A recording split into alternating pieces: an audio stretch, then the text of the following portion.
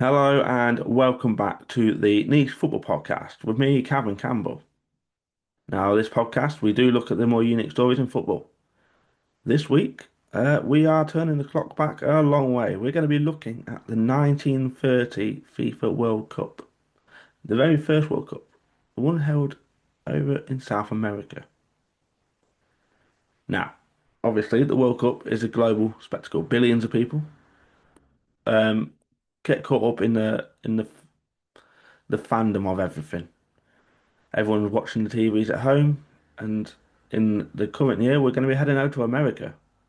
But back in 1930, the very first one, um, there's a different reason why it's looked back on so fondly, and it gets a bit crazy, to be fair. We've got people dressing in other nations' kits, referees running the games whilst wearing suits and ties. We've got kings picking the teams, broken legs, knocked out teeth. We've got everything. So let's get this one kicked off. So we'll turn the clock back.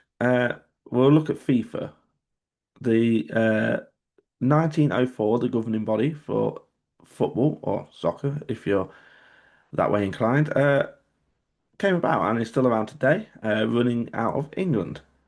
But back over 100 years ago, when there was talk of establishing the international body, England and their FA were not interested at all. There was no interest from the English FA to have a FIFA governing body. And so France, Belgium, the Netherlands, Spain, Denmark, Sweden, and Switzerland started their own governing body in May 1904. Germany later agreed to join, sending a telegram later in the day. Germany later agreed to join, sending a telegram later in the day saying they were uh, looking to join. And despite joining Jimmy up, they're still not considered founding members because it was just after. But that's unlucky for Germany. They've done well enough in it. They don't need to be a founding member. Anyway, after nearly collapsing after the First World War, FIFA grew to be the permanent governing body when it came to soccer. They held Olympic matches in 1924, 1928 in front of tens of thousands of people. And the success of these Olympic matches gave people ideas. Jules Rimet, of which the original FIFA World Cup trophy, the Jules Rimet Trophy, is named after, um, never actually gave press conferences, which is very strange. Jules Rimet had an idea after this. He's the man that the World Cup trophy, the original one, is named after the Jules Rimet Trophy. But after this Olympic success, he had an idea in mind, and it was to plan an international tournament separate from the Olympics. There were objections from other founding members. Pierre de Coubertin, the founder of the modern Olympic Games, and most of the national soccer associations that govern their respective countries also weren't too keen on the idea. I mean, obviously, down the line, that might have changed. That has definitely changed with it being the biggest sporting competition on the planet. But why didn't these football associations want a World Cup?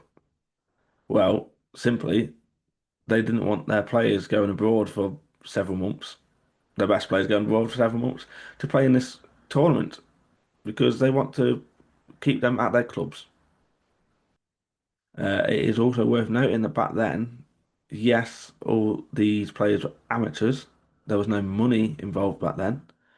Um, yes, the clubs made money from fans and that, but the players were amateurs, and if they were paid, it was very minimal. But today, obviously, being a top level player means you make countless money. If you go to the World Cup, you're a millionaire, let's be honest. It doesn't really matter who you play for, they're going to get enough money. Back then, though, plumbers, teachers, ground workers, all of them were part of the World Cup journey. Anyway, we'll look back on the uh, onto the teams and where this is all going to be held. So, George Rimet, first needed to decide a location for his World Cup tournament. And sup somewhat surprisingly, he chose Uruguay. But why? It's not exactly.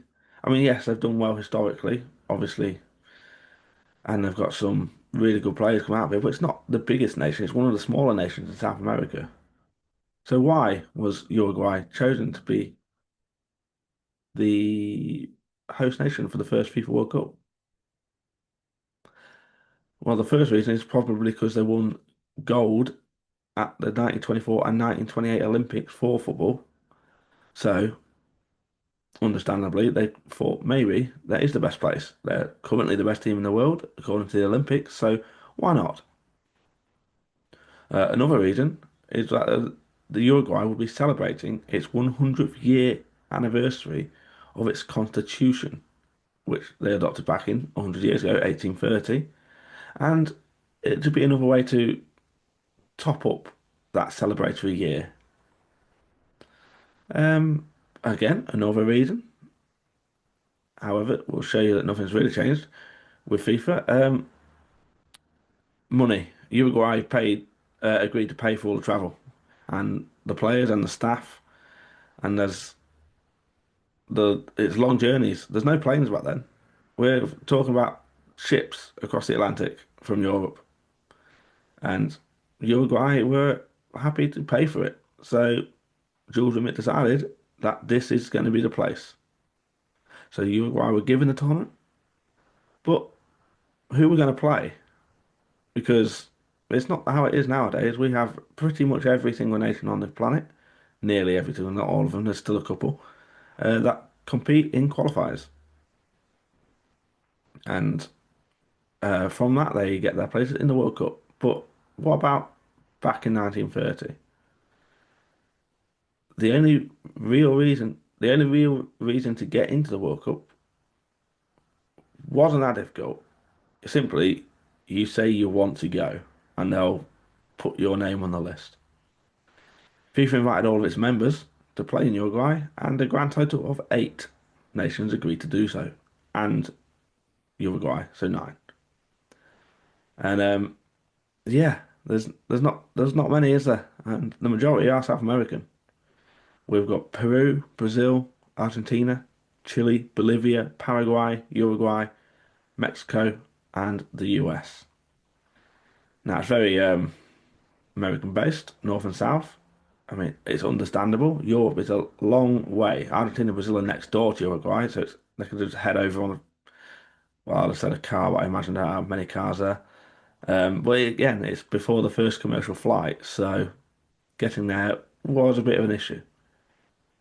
Um, Jules Rimet, the guy in charge, or the guy with the idea, he was trying to drum up some support to persuade other nations to take part because 9 isn't a big tournament, let's be honest. But the hardest people he had to convince were the Europeans. The economy was in the toilet at the time. It was almost impossible to get people across. The travel's ridiculous. There's no flights. So, and obviously the clubs wanted them to keep the players anyway. So, when the deadline came around in February of 1930, no European team had entered. Japan had, and so had Thailand back then, Siam, but they also withdrew. So the tournament was looking to be an all-American, North and South American affair, with no one else wanting to take part. But Rimet wasn't to be determined, but Rimet wasn't to be deterred. He carried on shouting about trying to get people to come to his tournament. And finally, some European nations did agree. France, Belgium, Romania, Yugoslavia, well, sort of, Croatia, Serbia, Bosnia and Herzegovina, Kosovo, Slovenia, and Macedonia. He also got Egypt on board, but only as a figurative sense, as um, they weren't actually on board, but as we'll get onto that. But let's talk about some of the other teams then. Like the fact Belgium had a guy named Jean de Bie on their team, born in 1892. He was 38, but he'd never played a match of football in his life.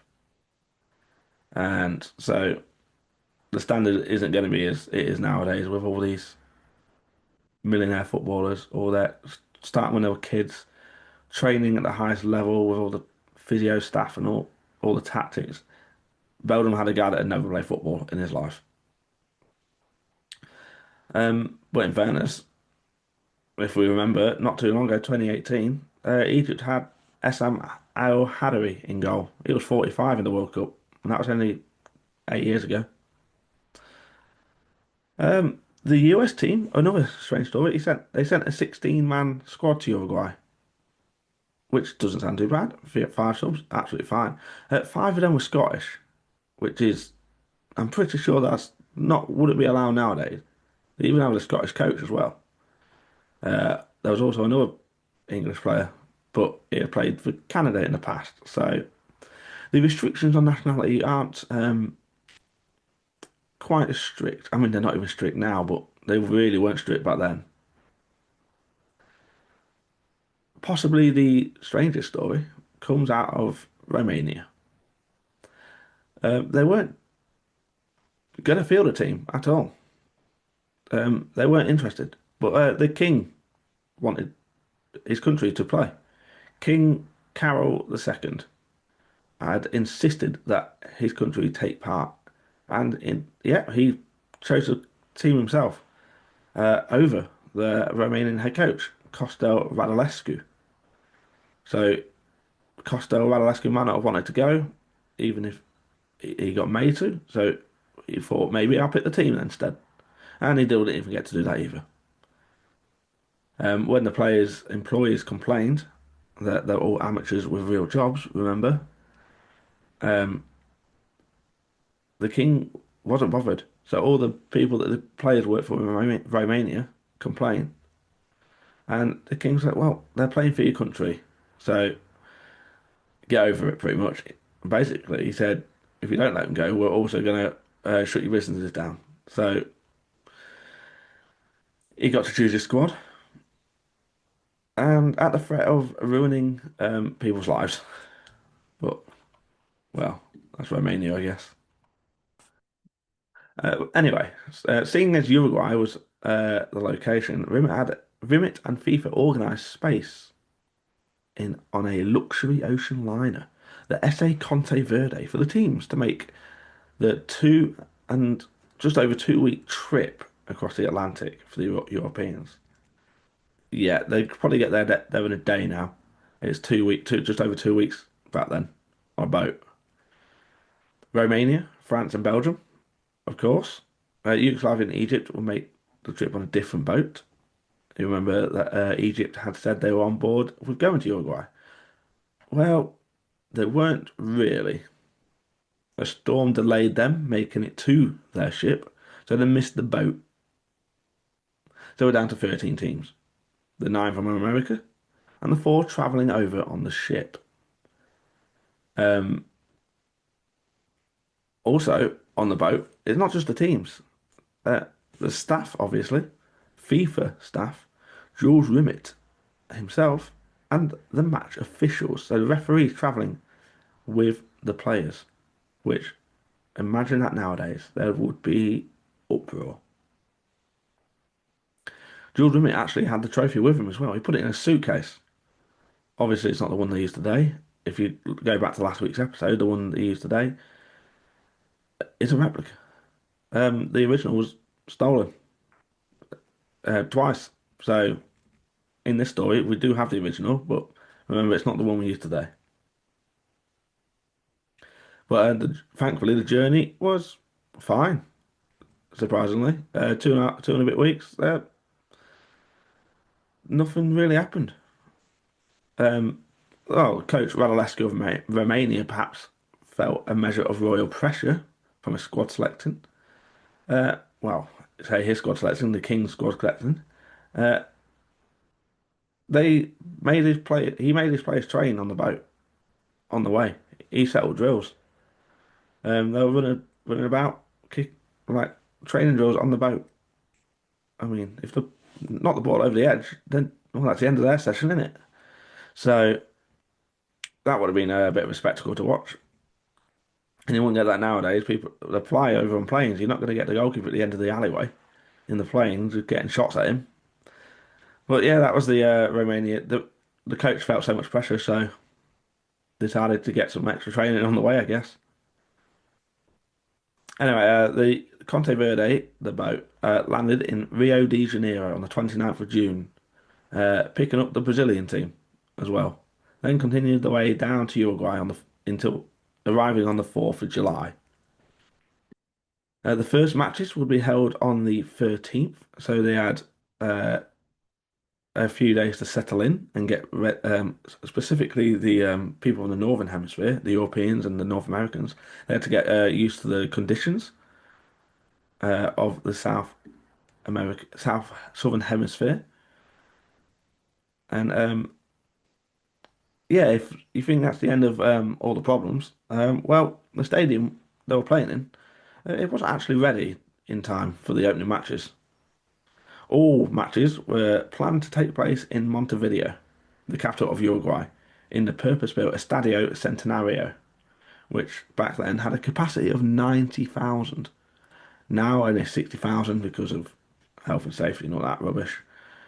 Instead, it wasn't actually finished. The Estadio Centenario, uh, as is FIFA's tradition, was built by immigrant workers at breakneck speed. Just look at what they did over in Qatar. They weren't ready, half of them stadiums, and they were ready too quickly.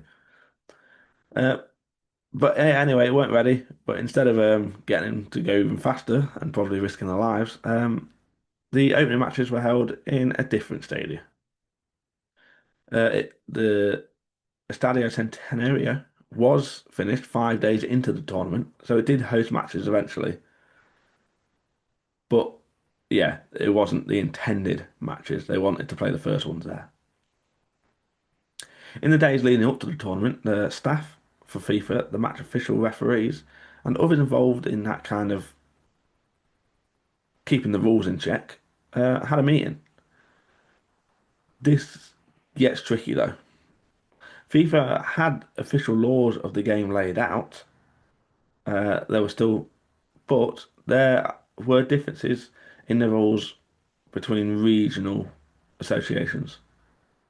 So the meeting was to decide. There are people from all over deciding on a common set of rules for this tournament. Because down in South America and over in Europe, there were different rules back then. So that, to make it fair, they had to come to an agreement. And which another the weirdness gets well even weirder from here, to be honest. Uh, some of the referees from these meetings were also coaches for some of the teams, and that just wouldn't fly today. Romanian coach Radulescu, he's a ref. The Bolivian coach is a ref. Obviously, it's going to cause some problems later in the tournament, but that's no different to England having now Thomas Tuchel refereeing their matches in the World Cup. But anyway,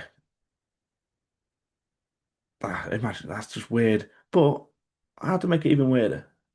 Oh yeah, the referees wore suits.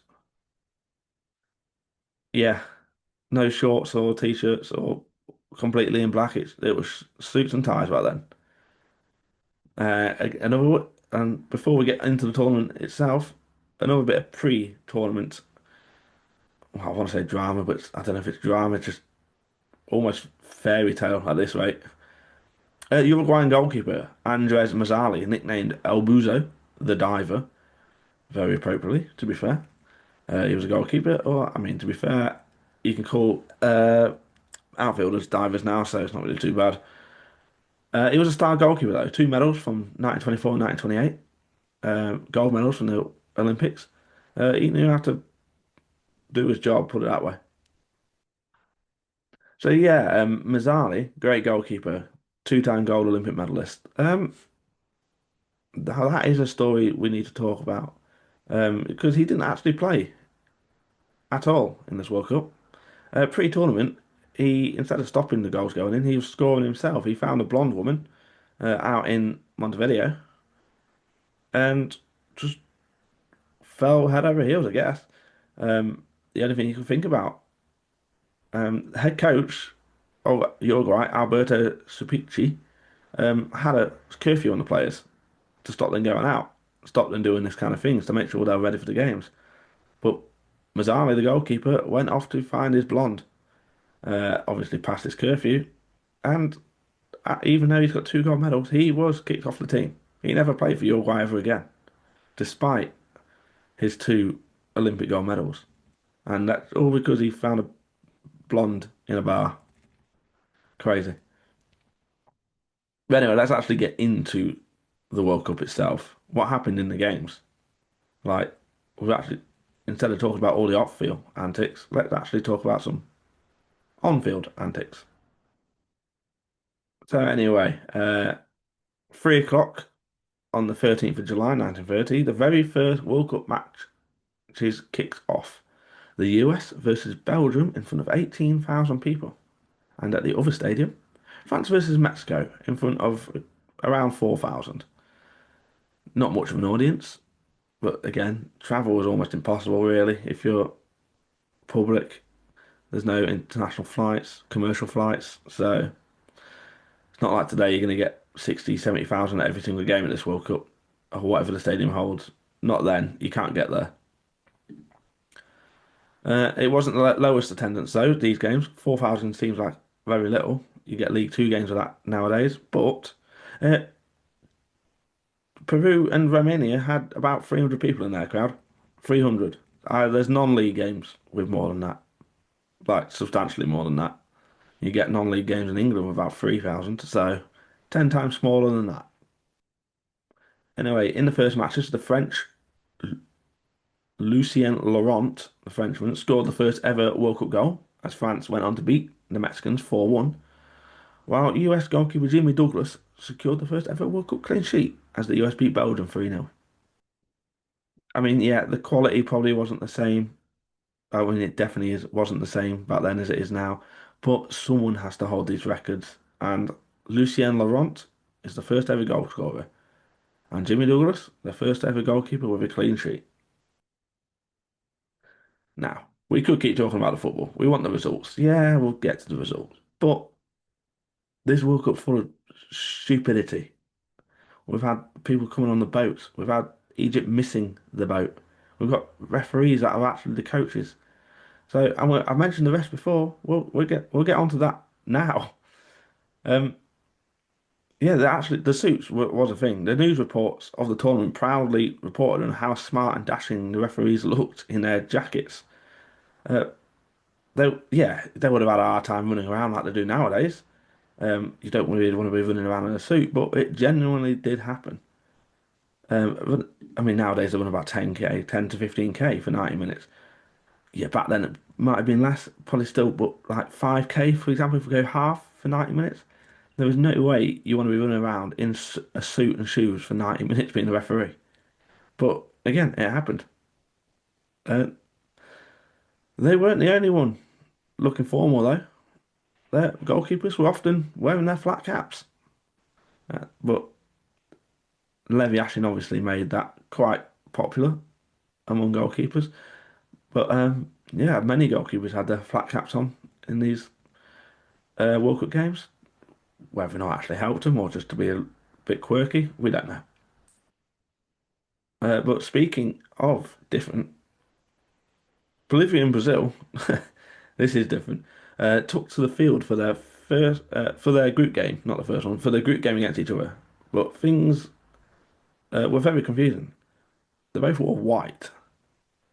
Obviously, Brazil now wear yellow and Bolivia now wear green, but at that time, they both wore white. So yeah, there's a bit of a kick clash.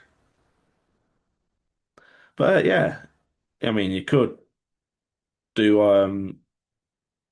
what you do down at the park. Skins these shirts, nice and easy, job sorted. Um, but Bolivia left the field and returned wearing Uruguay's kit. Uruguay weren't even part of this game, but they had kindly got involved and lent Bolivia their blue kit to distinguish from Brazil's white. Yeah, Bolivia lost 4-0, but they were wearing Uruguay's kit, so Who really lost? Uruguay, Bolivia? You don't know. You look at it, you think Uruguay's lost, but on paper, it was Bolivia. They got battered by Brazil. But again, it's just another stupid story from this World Cup. Yeah, but this wasn't even the first. Well, sorry, this wasn't even the only kit-related story from this World Cup. It gets even stupider. Yeah, Uruguay were celebrating their 100th year anniversary for their constitution. Bolivia were preparing to make a surprise for them. They had their players take to their field, take to the pitch against Yugoslavia in their white unit, in their white kits as before. But each player had a letter on front of his shirt. And when the Bolivians stood together for the team photo, it spelled out Viva Uruguay. Yeah, well, that's what the intention was. It was a great gesture. Um, except one of the team members for the photo weren't there. Yeah, they were missing the U after the G. It was Viva Uruguay. Uruguay. No, Uruguay. Someone had missed the team photo. Great gesture, but they messed it up in the most hilarious way possible. Anyway, the group stages were played out. One group of four and three of three. I mean, Argentina, Chile, France, and Mexico all had to play an extra game. Um, but only one team from each group went through, whittling down from 13 to just the four semi-finalists. The teams that went through were the host Uruguay, the US, Argentina, and Europeans Yugoslavia. Obviously, they don't exist anymore, but back then, they're actually not a bad team. So when Bolivia played Yugoslavia, just like they did against Brazil, Bolivia lost 4-0. But for much of the game, Yugoslavia were down to 10 men. Now, obviously, when I say that, you think someone's been sent off, which, yeah, happens all too often nowadays. But, well, sorry, it was Bolivia that were down to 10 men. That's why they got battered, to be honest. But that isn't why. There wasn't a red card. Um, I'm going to get the pronunciation wrong here. Gumersindo Gomez. It was on the wrong end of a tackle from Yugoslavian Mulitin Ivkovic, which he broke his leg with it. Yeah. Even more mentally, Ivkovic, the guy that broke his leg, was a medical student. I mean, realistically, he could have been the one that fixed it if he wanted to. But yeah, he broke a Bolivian's leg. But 1930, you weren't allowed subs. You can take more players, but the 11 people you got onto that pitch, that was the 11 people you put onto that pitch. There was no subs back then. You break your leg, you're down to 10 men. And this became even bigger in a game with Argentina. Uh, Argentina, obviously, one of the favourites. They are historically a really good team. Um, but it seems they weren't very well liked, especially by the other South American nations. They had a bit of a reputation, let's say. For instance, this is how disliked they were. Local Uruguayans, the public, found out where they were staying, the Argentinians, uh, every time. And the night before every game, they crowded the streets outside the hotel, making a huge amount of noise, letting off fireworks, and making sure there was no sleep for the Argentinian players. Nonetheless, they did very well, um, opening their tournament with a win against France. But this match, how it ended was a bit of a joke, really. Argentina versus France, 15th of July. France are playing their second match before any teams have even played their first, because they're in. It's 0-0 until the 81st minute, and then Argentina score. Then 3 minutes later, the referee blows to end the game in the 84th minute. Argentina win 1-0. Crowd goes mental and begins to stream onto the pitch in celebration, or, well, protest, I guess, if you're French. The French, obviously downbeat after their loss, marched off the field and hit the showers. But except the referee playing the whistle in the 84th minute, and I'm pretty sure last time I checked, the 90-minute games. When the ref is alerted, to be fair, it was a mistake. He raced off once he was told it was 84th minute. and tried getting the teams back out of the changing rooms. But yeah, the French were already in the showers. They weren't really that bothered. They were in no rush to get back out onto the pitch. Uh, to be honest, they weren't really that fussed. The crowd was still on the pitch though. So imagine all that. And after all that, they did eventually come out, and France still failed to score in the last 6 minutes. So, I mean, do they go back in the showers after another 6 minutes? Who knows? But they essentially almost lost twice in the same game. But as for Argentina, they won. Again, they found back to their hotel. A lot of Uruguayans making noises, and many of them chucked bricks at their bus as well as they boarded. The next match for the Argentinians was against the Mexicans. And this was interesting because the referee was none other than Bolivian coach Ursis Salcedo.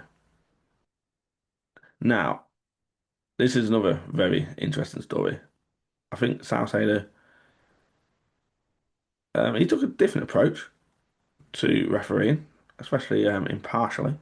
Argentina won 6-3, but he awarded Mexico a load of penalties, like a good number of penalties.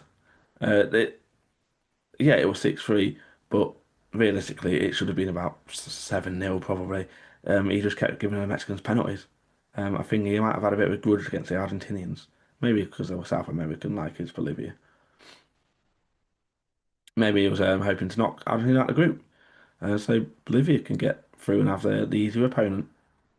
But either way, it didn't matter. Bolivia lost every game and finished bottom of the group, so it didn't really matter, does it? But it was Argentina and Chile. That was the wild game, wildest probably. There's a lot, obviously, the South American rivalries. Argentina Brazil is the big rivalry, but a lot of them South American nations have fierce rivalries. And in this one, there was a all-out brawl between the Argentinians and the Chileans. After a tackle from Luis Monti on an Argentinian player, it was a hard tackle. A foul was called, but was largely ignored as players took matters into their own hands. And I mean that literally. They beat the living daylights out of each other until cops intervened. It took 30 police officers to break all the players up. And yeah, they continue afterward, but there's a few bruises and black eyes everywhere. But you wouldn't get away with that nowadays, wouldn't it? And they'll be on the floor rolling around anyway. Anyway, the Argentinians won 3-1 and finished top of their group and advanced. Um, but that was just the group games. Can it get wordier, wilder? Yeah, probably. They've got to play the US yet. So yeah, it's going to get wild. If the game against Chile involved a brawl, uh, this was uh, this was a war zone, pretty much. The two teams absolutely battered each other. It was unbelievably bad. In the 19th minute, the American Rafael Tracy broke his leg. I mean, well, sorry, let me rephrase. Had his leg broken. So that's two broken legs in the World Cup. Just and no sub remember, so that was 10 men. Well, you say it was 10 men. It should have been 10 men. It was like 10 and a half men. He played the rest of the match. Well, he played the rest of the half. He played 25 minutes on a broken leg and then eventually went off injured at half time. Mental. Like, imagine that now. You can't, wouldn't even be able to walk on a broken leg. They carried on for 25 minutes. And the old got kicked in the mouth from an Argentinian, had four teeth knocked out, and his lips were torn. But again, played on with a rag in his mouth, just carried on. The American goalkeeper had his shoulder busted up and had to play on despite his injury. Second half, one of the Americans were knocked unconscious. It was such a violent game, unbelievable. But anyway, a stretcher was prepared so he could be taken off. And obviously, one of the team physios ran out to help him, as you'd expect, to make sure he's okay. But the physio tripped over and fell. Yeah, I managed to smash the bottle of chloroform he had in his pocket. The physio had managed to knock himself out cold with chloroform, and the stretcher had to be used to not just take the player off, but the physio. Oh, so funny. It just, I'm coming over to help. I've tripped over and I've chloroformed myself. It's absolutely fantastic. These are stories you don't get in the current World Cups now. In the end, the US only had 8 players who weren't injured. Broken legs, busted shoulders, broken teeth, unconscious physios, I guess. Um, yeah, this is for. I just had to check if this was the Rugby World Cup, but yeah, it's the FIFA 1930 World Cup. Um, yeah, but Argentina duly won 6-1. They weren't really playing a full team, and to be honest, the Americans must have been scared at some point. Um, and they were going to play Uruguay, who beat Yugoslavia in another 6-1. I mean, this wasn't violent. Um, it did have the same. It did have the referee that blew the whistle early. Um, he did disallow a couple of Yugoslavian goals while awarding controversial Uruguayan ones, though. So maybe not the bloodbath, but still just as mental as the other semi-final. Anyway, we arrive at the final, held on Wednesday, the 30th of July, 1930, between host nations Uruguay and the two-time Olympic champions Uruguay and host nation, and what come across as the most violent team in not just South America, in probably the world. They've taken actual people to hospital, basically. Estadio Centenario was eventually opened, and it was the stadium for the final. The gates were opened at 8 this morning, 8 in the morning, 6 hours before the game, and was completely full by noon. Yeah, over 90,000 crammed themselves into the stadium. Remember, one of the group games had 300. There's now 90,000. And it actually was a rematch of the last Olympic final. Argentina got to that final, and the Uruguay did beat them. And of course, the drama starts straight away. Literally, Uruguay and Argentina could not agree on the ball. They couldn't choose what match ball they wanted to use. Yeah, back then there was obviously a few different ways to stitch a ball together, and both teams had their preferred way of stitching the ball. Um, but yeah, they just couldn't argue. The resolution, the teams agreed that would play Argentina's ball for the first half and Uruguay's for the second. I mean, that strangely one of the more sensible decisions of this whole tournament. I mean, they should have had a agreed ball to use at the start of the whole tournament. I get it, but if it comes down to this, a half each, absolutely fine. Um, Again, though, before the match started, not just the ball, there was a referee. Yeah. Because why? There's because the number of people of, I mean, let's be honest, quite frankly, dangerous soccer fans, football fans, crammed in the stadium. Um, the referee, the referees didn't really want to take part. Because of the decisions being made, they thought they genuinely could have been killed after the game or even during the game. Who knows? People on the pitch all the time. If they got the decision wrong. So no one really wanted to do it. But eventually, Belgian John Langenus stepped up. Um, but he did have a condition. He insisted that a boat, again, this is mental, a boat was kept in the harbour ready for him to make a getaway if things got ugly. Yeah, he had an escape vehicle ready because of how dangerous this World Cup had been so far. But overall, the final really was just a regular old game of football, though. Absolutely fine. No, not as much drama. Uruguay won 4-2. Jules Rimet presented the trophy to the Uruguayans. Uruguay declared the next day a public holiday. There were riots in the streets of Buenos Aires and rocks thrown through the Uruguayan consulate's windows. Just the sort of things you'd expect. Well, the things you expect after this World Cup, let's say. Um, but yeah, that realistically, that's all it is. That's the whole of the World Cup. teams returned home to varying levels of excitement.